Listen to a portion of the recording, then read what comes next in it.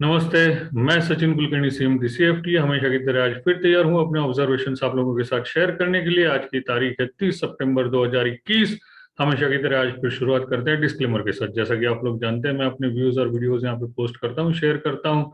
ये सिर्फ study purpose के लिए होते हैं, ये मेरे ट्रेडिंग कॉल्स या रिकमेंडेशंस नहीं है। तो मैं आप लोगों से रिक्वेस्ट करूंगा, मेरा वीडियो आगे देखने से पहले ये डिस्क्लेमर एक बार जरूर पढ़ें।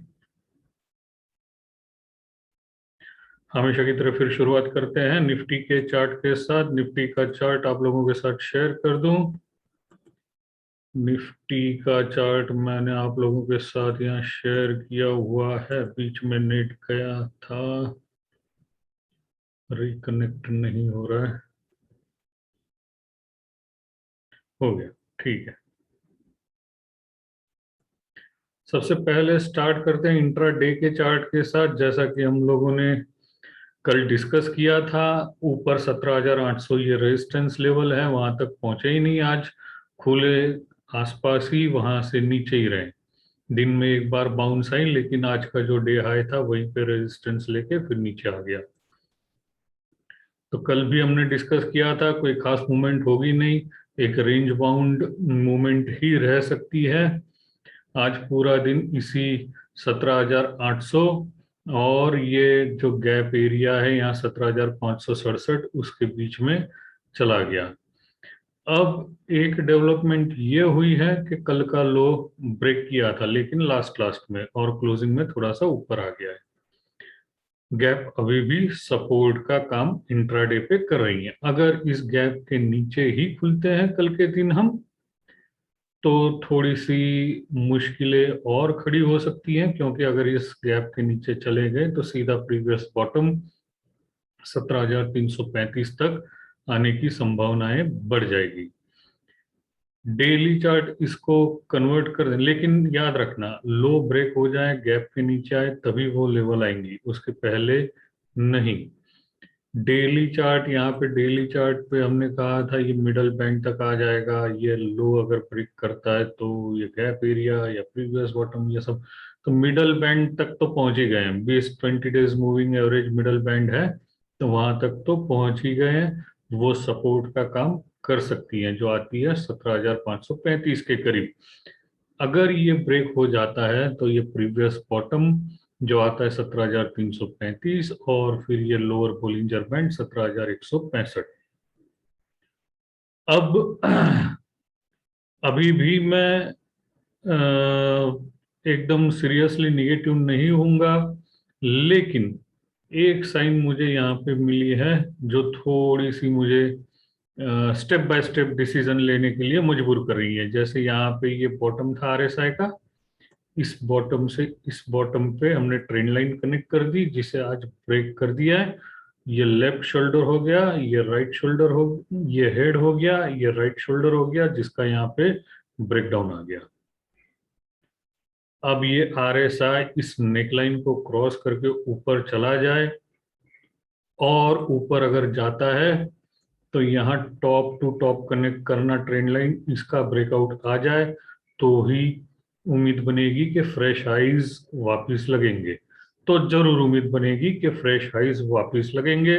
अदरवाइज 17,535 ये लास्ट हो गए, ये अगर ब्रेक होता है तो 17,165-60 तक पहुंचने की संभावनाएं बढ़ जाएगी। लेकिन अभी भी हम ट्रेडर्स के लिए इंट्राडे जैसे लोस पे कोई सपोर्ट एरिया पे बुलिश पैटर्न बने तो वहां पे बाय करें, रेजिस्टेंस पे कोई बेरिश पैटर्न बने वहां पे सेल करें, यही कहेंगे। इस पे खाली वॉच रखना, मिडल बैंड टूटना नहीं चाहिए। अगर टूट जाते हैं तो इसकी संभावनाएं बढ़ जाएगी। आज एक डेवलपमेंट ये हुई है कि मंथ खत्म हो गया है। मंथली चार्ट देखते हैं, वीक तो हमारा कल खत्म होगा। मंथली चार्ट यहाँ पे अभी भी कोई खास खराबी नहीं है, लेकिन अपर बोलिंजर बैंड को टच करके शैडो ऊपर की तरफ बहुत बता रहे हैं, यानी ऊपर हायर लेवल पे सस्टेन नहीं हो पा रहा है, वहां से सेलिंग प्रेशर आ रही है। अदरवाइज यहाँ पे और कुछ खराब नहीं हुई है, साइन ऑफ कॉशियस है, ट्रेंड रिवर्सल की अभी भी कोई साइन नहीं है। वीक कल खत्म होगा तो वीकली रिव्यू कल लेंगे, और अगर ऐसे ही वीक खत्म हो गया कल, नीचे ही वीक खत्म हो गया, तो यहाँ पे almost bearish belt hold line, dark cloud cover, दोनों को मर्ज कर दें, शूटिंग स्टार तैयार हो जाएगा, which is a negative pattern. लेकिन कल का दिन बाकी है, तो वीक कैसे क्लोज होता है आगे देखते हैं, उसका रिव्यू हम कर लेंगे। मंथली तो अभी भी कुछ बिगड़ा नहीं है, सिर्फ हायर लेवल से थोड़ी सी सेलिंग आई है, प्रॉफिट बुकिंग आई है। बैंक निफ्टी का चार्ट देखते हैं।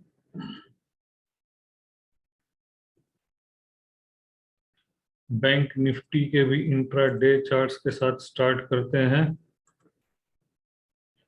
बैंक निफ्टी के इंट्राडे चार्ट में आप देख सकते हैं यहाँ पे ये लोअर टॉप्स और लोअर बॉटम्स पर रहे हैं। आज ये लो ब्रेक होते होते बच गया है।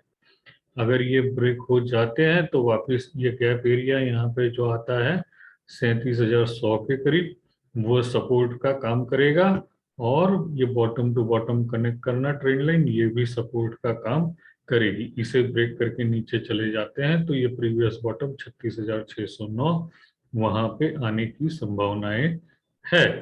फ्रेश बाइंग के लिए क्या करेंगे, इंट्राडे के भी यहाँ टॉप से टॉप टू टॉप यहाँ पे ये ट्रेंड लाइन कनेक्ट कर दें, इसका ब्रेकआउट आएगा तो अच्छी खासी फिर एक बार बाउंस आ सकती है। अदरवाइज यहाँ से अगर बाउंस आएगी तो सबसे पहला रेजिस्टेंस लेवल ये ट्रेंड लाइन होगी।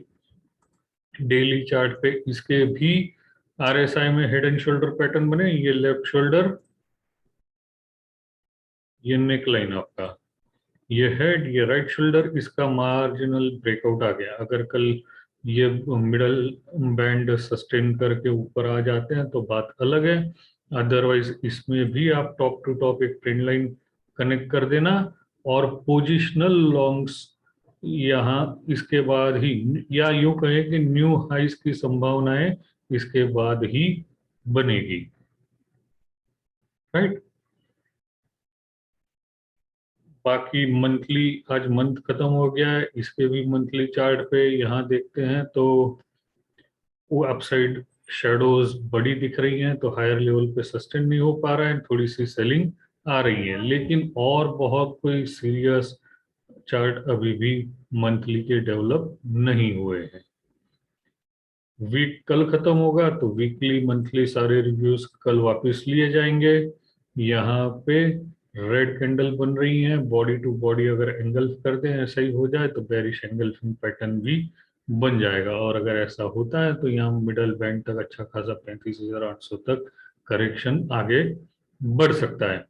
लेकिन जैसा हमने अभी डिस्कस किया कि बड़े बड़े टारगेट डायरेक्ट लेके नहीं चलेंगे, स्टेप बाय स्टेप आगे बढ़ते जाएंगे, क्योंकि बीच में ऐसा हो सकता है सपोर्ट लेवल्स पे आके फिर ऊपर की तरफ मुड़ जाए। सो मैं उम्मीद करता हूँ हमेशा की तरह आपको मेरा आज का ये वीडियो पसंद आया होगा। कल फिर मिलूंगा अपने ऑब्जर्वेशंस के साथ, तब तक के लिए धन्यवाद।